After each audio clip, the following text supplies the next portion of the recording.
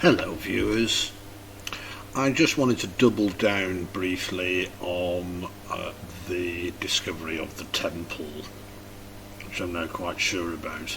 So to recap, John Anthony released a video discussing the Civ portrait and this stuff down the side here, and what tickled my fancy was these two interlocking ends, because they reminded me of these two ends which are related.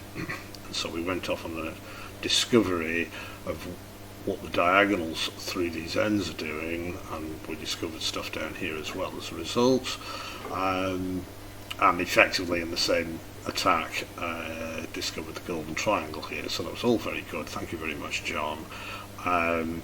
But I noticed that this was Phoenix, and I was very pleased that Phoenix first turns up in Bayer, but of course any scholars would have immediately gone, oh, he's got Phoenix. So I needed three girls, you see, because this is the leader of the three maidens of the beer, and this one is Venus, so I needed to make that Phoenix a lady. So all I did was read the Wikipedia page on the Phoenix, and of course I get to Henry VIII, Act V, Scene 5 I think it is, and Elizabeth, a young Elizabeth, is being related to the Phoenix. So I've got three feminine stars, but this quote is it's nailed that in my opinion. So I consider this IAI to be representative of this. This is 200 quid's worth of kitchen apron you can get from Lodge Regalia, and it's a modern one, but it's based on a 19th century. It looks a bit 18th century design. Now there are potentially three three temples, because the square is thought of as the temple, I believe. I need that from Dürer himself, that a square or a cube can be related to the temple. And then we've got two, so I'd always expected these outer S's to turn into Jachin and Boaz at some stage. I have nothing to go on other than it'd be nice, and I've got a roof on the top and everything. But just as a suggestion that if it was our third temple, it's the whole thing. Now also, rummaging around, we will probably never find out what these funny scribbles are after the S is at the top here, but maybe there's something to do with a route through the Tree of Life and the Kabbalah.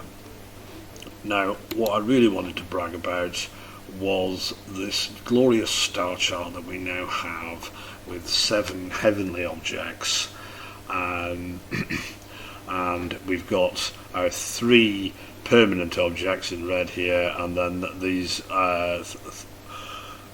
3 blue lines are all temporary objects, 2 supernova and a comet that isn't coming back.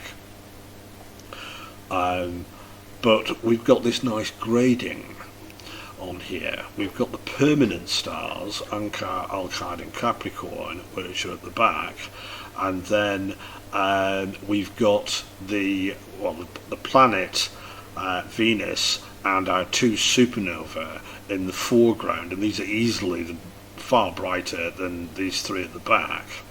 And then further in the foreground we've got the Great Comet, and this comet is very important in the history of astronomy, I am informed, in that we can nail down, we managed to get parallax on it, I think, and we were able to nail down that this is something flying around the solar system. It's not in the atmosphere, and it's nearer than the planets. It's nearer than Venus. So that's illustrated nicely there.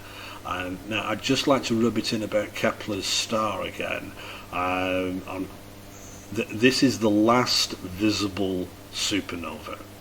There hasn't been something that you can see with the naked eye since then. We've had supernova, but they've been in other galaxies, so you needed a telescope to see them. I'm trying to work out, I'm pretty sure that this is the brightest thing ever seen in the sky, other than a comet, or the inner planets, and even the inner planets. I think this was brighter than Venus for 3 weeks, and that it was visible as an evening star, so not in the middle of the day, but it was visible as an evening star for the best part of a year. It's an astonishingly bright and noted object at the time.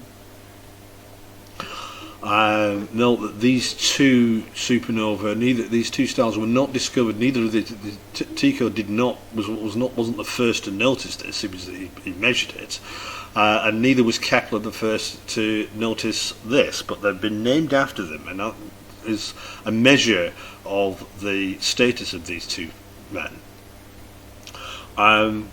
And yeah, as it's well known within the authorship debate, this is a problem for Stratfordians, but not so much because they'll just ignore everything. But if you're a Baconian, I mean, you're finished, right? You cannot have the, influenced by D, influencer of the Royal Society and Newton, famous for the Baconian method and his contributions to logic and science, not having that object in the works. Isn't that wonderful, our star chart? And as I say, I'm pretty certain now that is the temple. And thank you again, John, for your triggering me with this.